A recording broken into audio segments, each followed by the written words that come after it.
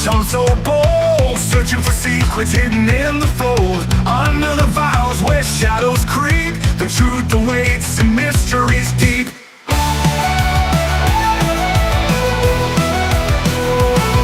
Voices call out from the shadows hold, stories untold where courage is gold. Exposing the lies that bind the free, expanding horizons for all to see.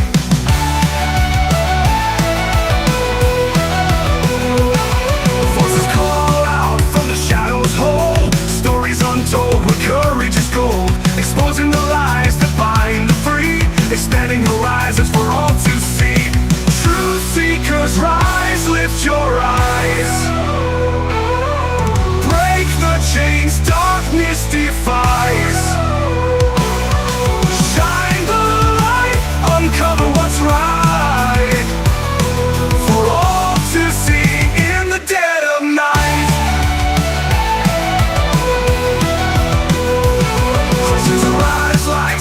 In the dark, instrumental are we, leaving a mark, no more silence. The truth shall unseal, with every step the wounds will heal. Courageous hearts in unity stand. With revelations the world is planned. There's fallen away like dust in the breeze. Truth sets us free, we'll never appease.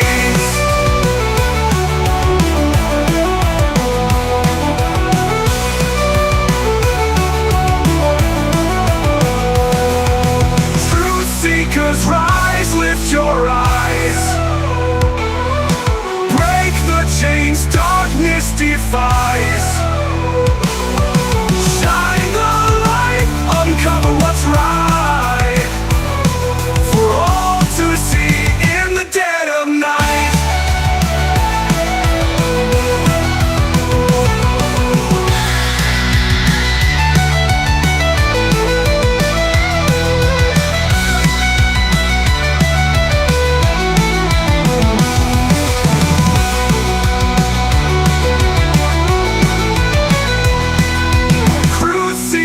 Rise, lift your eyes. Break the chains darkness defies. Shine the light, uncover what's right, for all to see in the dead of night. In the dead of night. In the dead of night.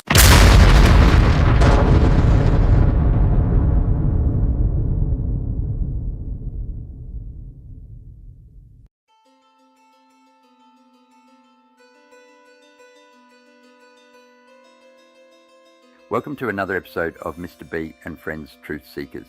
Humanity stands at a crossroads.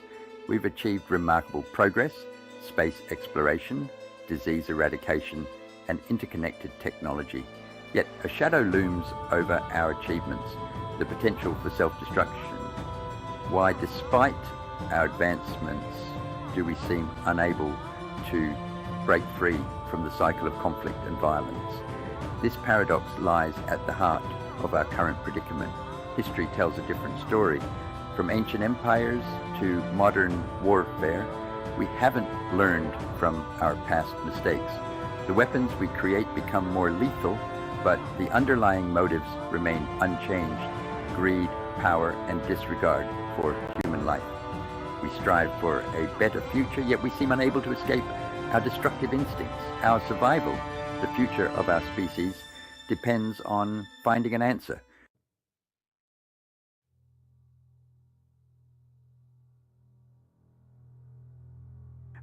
We find ourselves staring down the barrel of our own creation, a world bristling with weapons of unimaginable destructive power.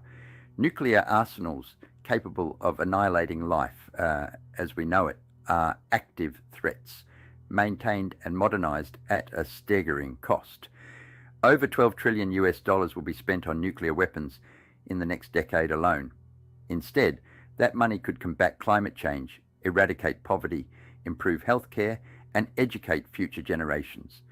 This is the seduction of destruction, a dangerous illusion that promises safety through annihilation. But there is no security in a world armed to the teeth with nuclear weapons. We are living in a world held hostage by our own creation. The weapons we've built to protect us have become our jailers.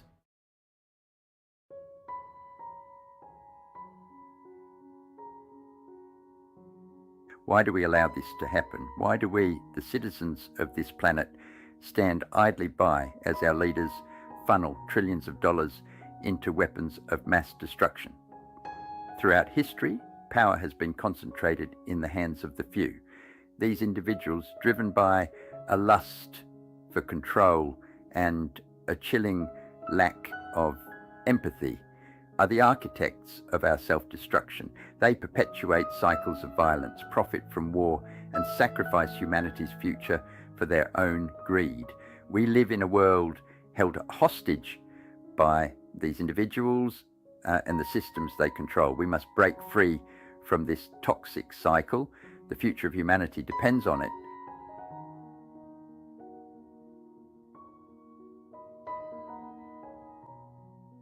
To understand our current predicament, we must journey back through time to examine the wreckage of past mistakes.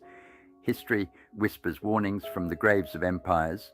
The ancient Greeks, despite their brilliance, were consumed by internal conflicts. The Peloponnesian War weakened the Greek world and paved the way for its conquest. The Roman Republic succumbed to the allure of empire, leading to its collapse.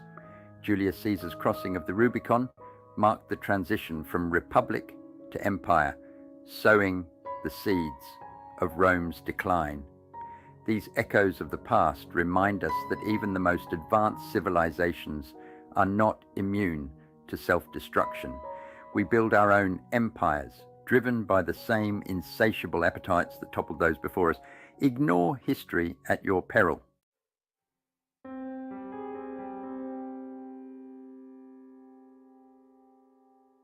The 20th century, with its unprecedented technological advancements, also bore witness to humanity's capacity for unparalleled self-destruction.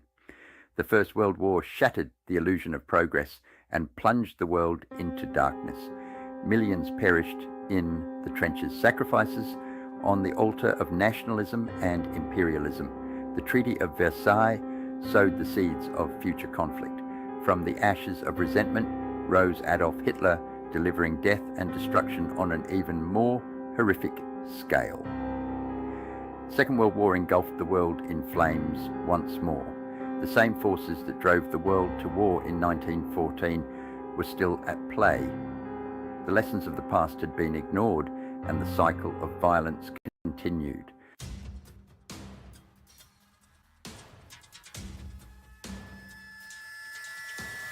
The spectre of appeasement hangs over the decades following the Second World War. The Munich Agreement of 1938, in which Britain and France ceded a portion of Czechoslovakia to Nazi Germany, stands as a stark reminder of the dangers of appeasement. It emboldened Hitler, confirming his belief and the Western powers were weak. Instead of preventing war, appeasement merely delayed the inevitable. The lesson is that aggression cannot be appeased, it must be confronted. And the temptation to appease remains strong, but history tells us it is a dangerous gamble. We must take this lesson to heart to avoid repeating the mistakes of our predecessors.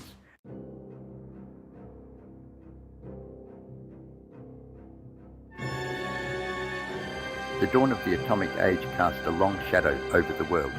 The bombing of Hiroshima and Nagasaki in 1945 ushered in a new era of potential annihilation. The Cold War saw both superpowers amass vast arsenals of nuclear weapons. The Cuban Missile Crisis of 1962 brought the world to the brink of nuclear war. Despite the ever-present threat of nuclear annihilation, the arms race continued. Mutually assured destruction became the perverse logic of the Cold War. Nuclear weapons represented an existential threat to humanity. But that lesson, like so many others, went unheeded.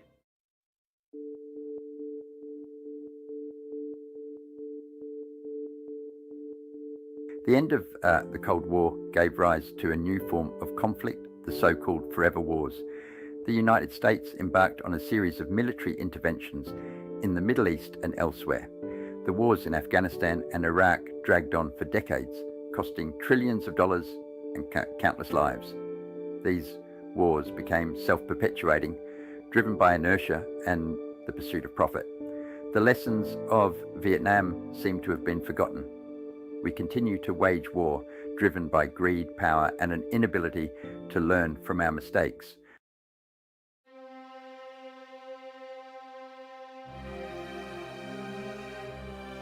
As we stand on the precipice of an uncertain future, the question remains, can humanity break free from this cycle of self-destruction?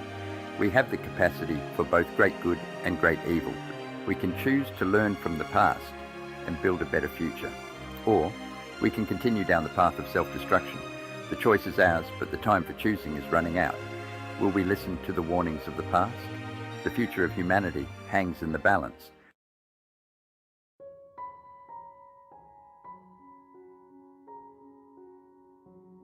Why this relentless pursuit of weaponry? The answer lies in the oldest and most primal of human emotions, fear. Fear can drive us to acts of great courage, but also to acts of unspeakable cruelty. In the hands of skilled manipulators, fear becomes a weapon, a tool for control. They exploit our fears, amplifying them through propaganda and misinformation. This is the price of fear, the surrender of our critical thinking and humanity for the illusion of security.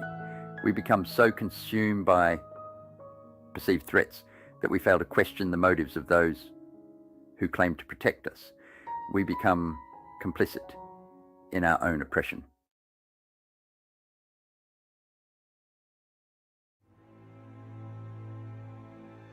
Behind the rhetoric of national security lurks a more sinister force, the military-industrial complex. These merchants of destruction profit from war and the preparation for war. They peddle fear, stoke the flames of conflict, and convince the powerful that security lies in amassing more weaponry. They benefit from the arms race and have a vested interest in perpetuating fear and insecurity. They lobby for increased military spending and influence decisions to serve their own interests. They are the puppet masters, manipulating governments and populations alike, and we, the citizens of the world, are the puppets, caught in a web of fear and manipulation.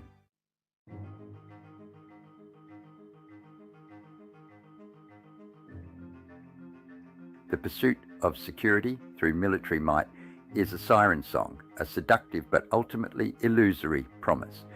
True security, lasting peace, cannot be achieved through force of arms alone.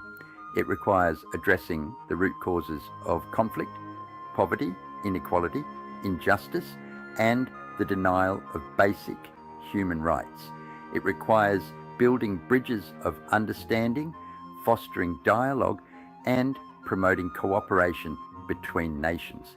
It requires investing in education, healthcare, and sustainable development, creating a world where everyone has the opportunity to live a life of dignity and purpose.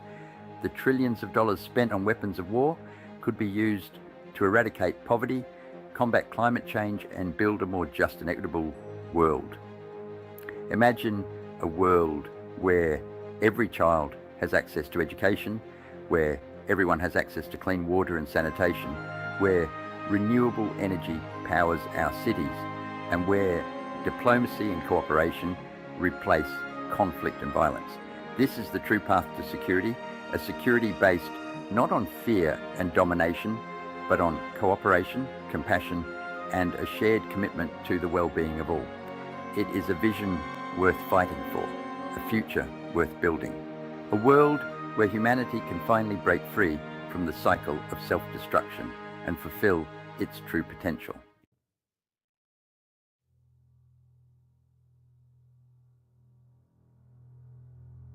At the heart of this madness lies an insidious force, the addiction to power.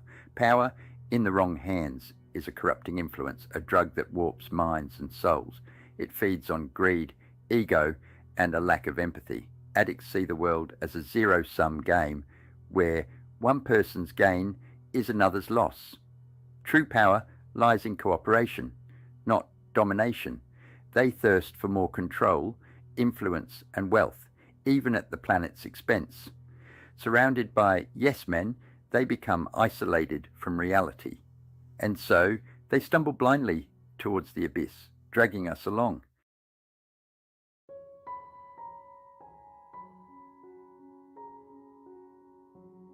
In many societies, the military has become more than just a fighting force. It has evolved into a cultural icon, a symbol of national pride and patriotism, its image carefully crafted and relentlessly promoted by those who benefit from its existence. This cult of the military glorifies war and violence, romanticizes combat, and elevates soldiers to the status of heroes, regardless of the morality of the conflicts they fight in. Young people are bombarded with images of military glory, from Hollywood blockbusters to video games, that sanitize the horrors of war and present combat as a glamorous and exciting adventure. Military parades, with their displays of weaponry and martial music, are held up as celebrations of national strength rather than what they truly are, chilling reminders of humanity's capacity for self-destruction. This militarization of culture normalizes violence, desensitizes us to its consequences, and creates a climate where war is seen as an acceptable, even inevitable, solution to international disputes. It also serves to silence dissent, to stifle any questioning of military policy or spending. Anyone who dares to criticize the military or question the wisdom of a particular conflict is branded as unpatriotic, even treasonous. This stifles debate, prevents critical thinking, and allows those in power to pursue their militaristic agendas unchecked.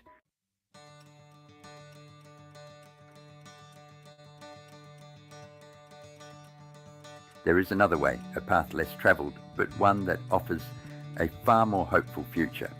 It is the path of peace, of diplomacy, of cooperation, of investing in people, not weapons.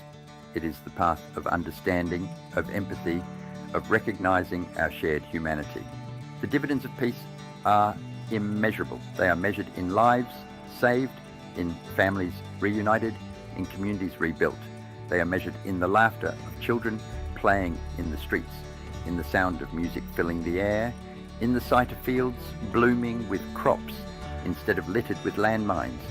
Imagine a world where the trillions of dollars spent on weapons of war are redirected towards education, healthcare, renewable energy, and sustainable development. Imagine a world where every child has the opportunity to reach their full potential, where poverty and hunger are eradicated, where diseases are conquered, and where the environment is protected for generations to come. This is the world we can create if we choose to break free from the cycle of self-destruction. It is a world worth fighting for, a future worth building, a legacy worth leaving behind. The choice is ours. Let us choose wisely.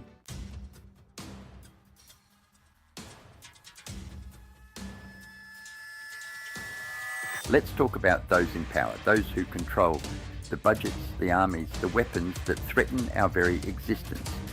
History is filled with tyrants and despots, individuals driven by megalomania and a lust for control. But what if the problem runs deeper? What if at the helm of many nations we find individuals who exhibit psychopathic tendencies? Now, I'm not talking about your average criminal, your common thief or thug. I'm talking about individuals wired differently, lacking in empathy, incapable of remorse, who see the world and its people as pawns in their game of power. They can be charming, charismatic, even appear benevolent, but beneath the surface lurks a chilling detachment from human suffering. They are masters of manipulation, skilled at exploiting our fears and insecurities to further their own agendas. Imagine a world leader who can order a drone strike, killing innocent civilians without a flicker of emotion. Imagine a CEO who knowingly pollutes the environment, jeopardizing the health of millions, all for the sake of profit. Imagine a politician who fuels division and hatred, inciting violence and unrest just to cling to power. This is the face of psychopathy in the 21st century.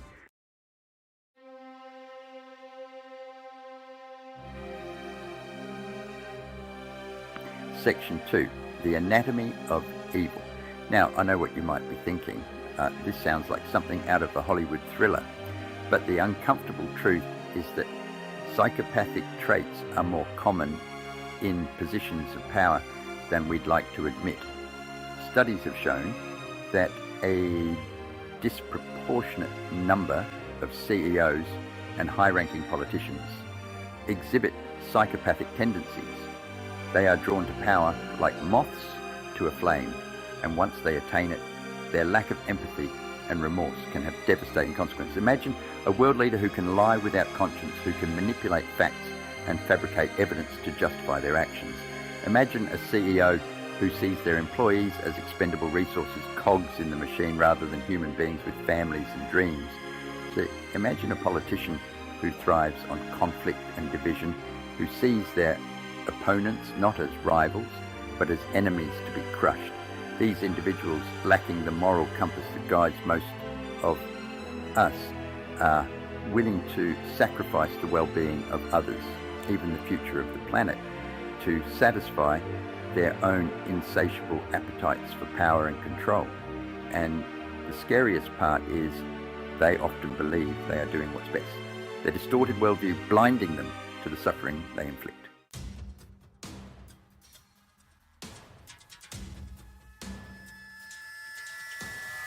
Section 3, the seduction of power. Power, it seems, has a way of attracting and amplifying these psychopathic tendencies. The higher someone climbs the ladder of power, the more insulated they become from the consequences of their actions. Surrounded by yes men and sycophants, they begin to believe their own hype, their sense of entitlement and grandiosity growing with each passing day. The checks and balances designed to keep power in check often fail, eroded by corruption, complacency, or simply the overwhelming influence of these individuals and the systems they control. And so we find ourselves at the mercy of leaders who are more interested in enriching themselves and consolidating their power than in serving the common good. They engage in reckless brinkmanship, gamble with the lives of millions, and sleep soundly at night, their consciences untroubled by the suffering they unleash upon the world. This is the seduction of power, its ability to transform even those who might have started with good intentions into monsters. It is a cautionary tale, a reminder that power unchecked corrupts absolutely, and that those who seek it for selfish ends are not fit to lead.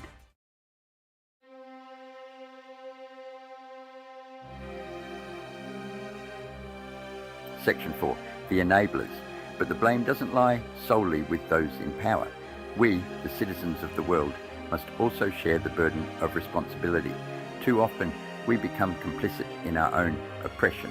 We turn a blind eye to the corruption, the lies, the injustices perpetrated by those in power.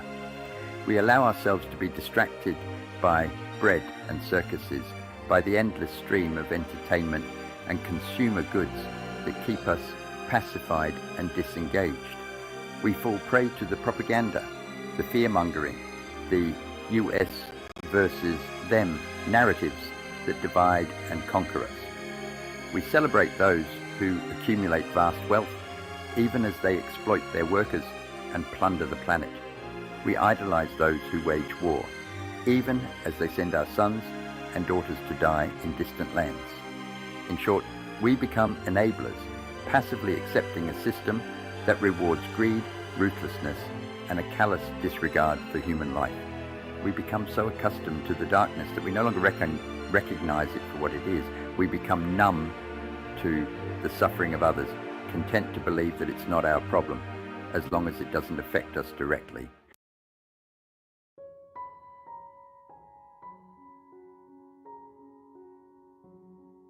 This is the collective shadow that hangs over humanity, the darkness that resides within each of us. We are all capable of cruelty, of selfishness, of turning a blind eye to injustice when it suits us. It is easy to point fingers at the psychopaths in power, to lay the blame for the world's ills at their feet. But the truth is, they are a reflection of us, a product of a system that we have allowed to become corrupted. As long as we continue to value power over compassion, greed over generosity, and indifference over empathy, we will continue to create a world where psychopaths thrive. We will continue to elect leaders who reflect our own darkest impulses, who tell us what we want to hear, even if it means leading us down a path of self-destruction. The question is, are we willing to confront this shadow within ourselves? Are we willing to challenge the systems that perpetuate injustice and inequality? Are we willing to demand better from our leaders and from ourselves?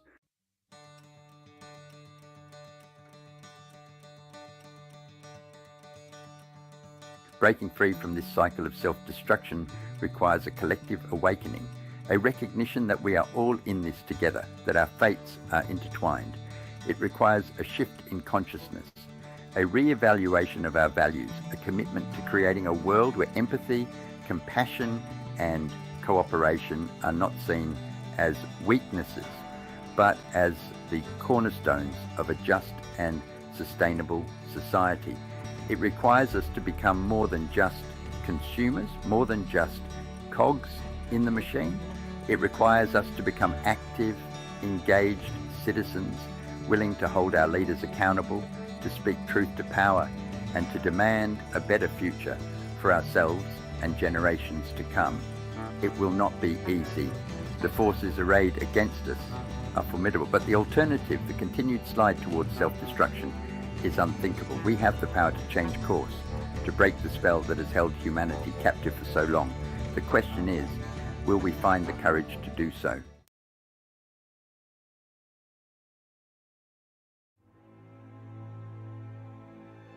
It began, as most endings do, not with a bang, but a whisper. A news flash across a screen, a chilling tremor in the voice of a newsreader reporting an incident somewhere far away. The details were sketchy, confused, but the undercurrent of fear was unmistakable. Then the sky lit up, a blinding flash followed by a shockwave that shattered glass, crumbled concrete, and rattled the very foundations of our civilization. Those closest to the blast were vaporized instantly, their shadows etched onto walls, a haunting reminder of their sudden and violent end. Further out, the lucky ones died quickly, consumed by the inferno that swept across the land, turning everything in its path to ash. But for many, the real nightmare was just beginning. The lucky ones, they called them. The ones who died quickly, without knowing the full extent of the horror that had been unleashed. They didn't have to endure the slow, agonizing death of radiation sickness, the relentless vomiting, the hair loss, the skin peeling away like old wallpaper. They didn't have to face the reality of a world turned upside down, a world where the very air they breathed, the water they drank, the ground they walked on was poisoned.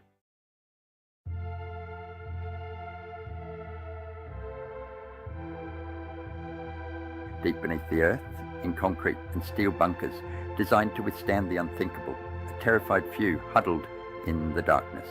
They had heeded the warnings, sought refuge from the storm raging above, clinging to the hope that somehow, someday, they would emerge from their subterranean prisons to reclaim the world that was lost. But hope, in this new reality, was a dangerous currency, a flickering candle in the face of an all-consuming darkness. The air was thick with the stench of fear, sweat, and despair. The silence, broken only by the hum of ventilation systems and the muffled sobs of children, was deafening. The world outside, the world they once knew, was gone, reduced to a radioactive wasteland. And here, trapped in their concrete coffins, they faced a different kind of death, a slow, insidious death of the spirit. Days turned into weeks, weeks into months, the calendar on the wall a cruel reminder of the life they had left behind. The supplies they had stockpiled, once thought to be enough to sustain them for months, dwindled with each passing day. Food became scarce, water even more so. The air grew stale, heavy with the weight of too many bodies confined in too small a space, and the darkness, the oppressive, all-encompassing darkness, began to seep into their minds, whispering doubts, fueling fears, turning hope into despair. The greatest cruelty of their confinement was the absence of sunlight. The sun, once a source of warmth and life, was now their enemy. They were prisoners of the darkness, their world reduced to the cold, sterile confines of their underground prison. Children born into this subterranean existence had never felt the warmth of the sun. Their world was a world of artificial light, of concrete walls, of the ever-present hum of machinery. The stories they told their children, stories of a world bathed in sunlight, of green fields and blue skies, sounded like fairy tales, myths from a forgotten age. And yet they clung to those stories, to the memories of a world they had lost.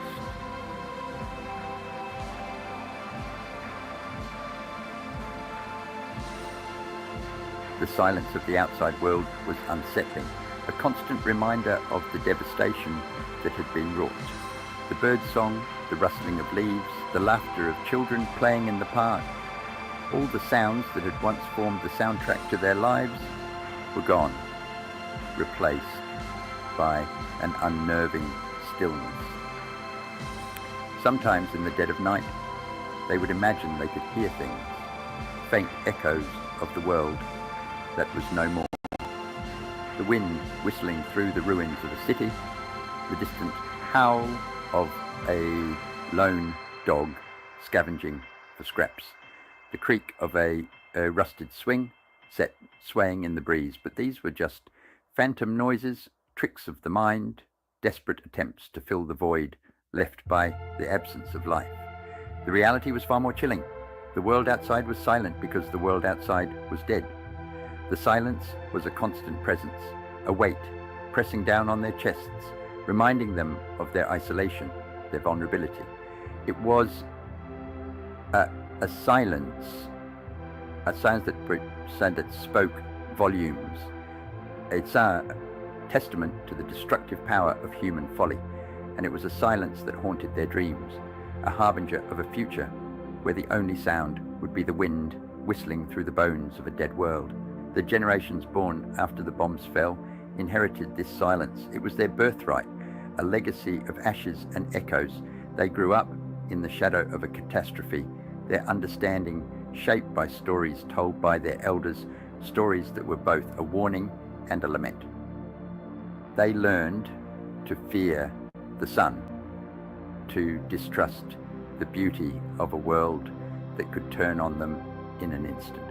They learned to navigate their underground world, to ration their dwindling supplies, to make do with less, to find solace in the company of their fellow survivors. They were children of the bunker, a new breed of human shaped by hardship and loss. They bore the weight of their parents' trauma, the burden of a past they could never outrun. And yet, even in the depths of their subterranean exile, the human spirit endured. They found ways to create, to find beauty in the darkness. They painted murals on the bunker walls, scenes of the world they dreamed of reclaiming. They wrote songs and poems, their words echoing through the empty corridors, testaments to their resilience, their refusal to surrender to despair. They were the inheritors of silence, but they were determined to fill that silence with their own voices, to ensure that even in the face of oblivion, the flame of hope would continue to burn.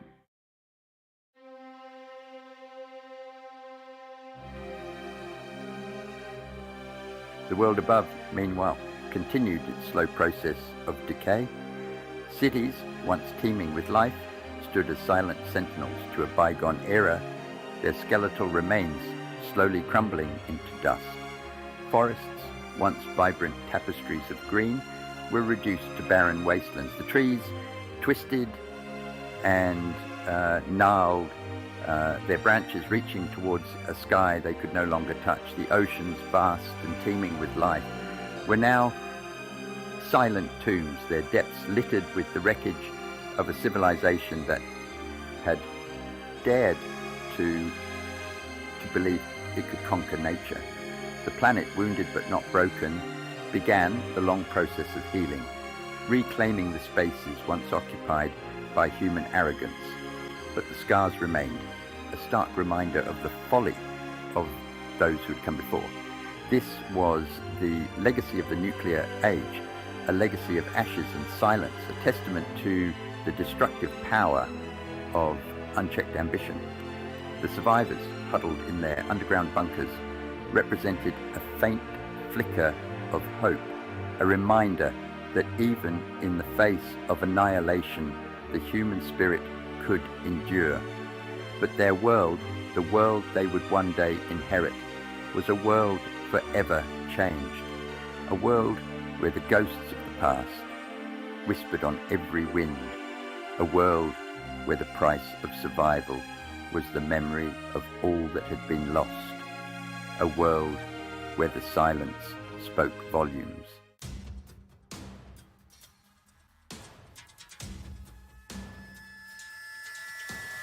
We stand at a precipice. The choices we make today will determine the fate of humanity.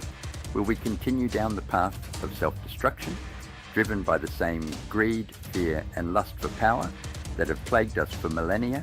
Or will we finally break free from the shackles of the past and chart a new course, one that leads to a future where peace, sustainability, and the well-being of all beings are paramount? The urgency of this moment cannot be overstated.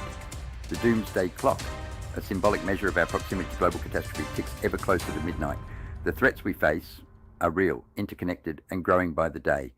Climate change, nuclear proliferation, resource depletion, economic inequality, social unrest. These are not just abstract concepts, but clear and present dangers that demand our immediate attention. We can no longer afford to be bystanders in our own destiny. We can no longer allow fear, apathy, and the pursuit of short-term gain to dictate our actions. The time for complacency is over. The time for action is now.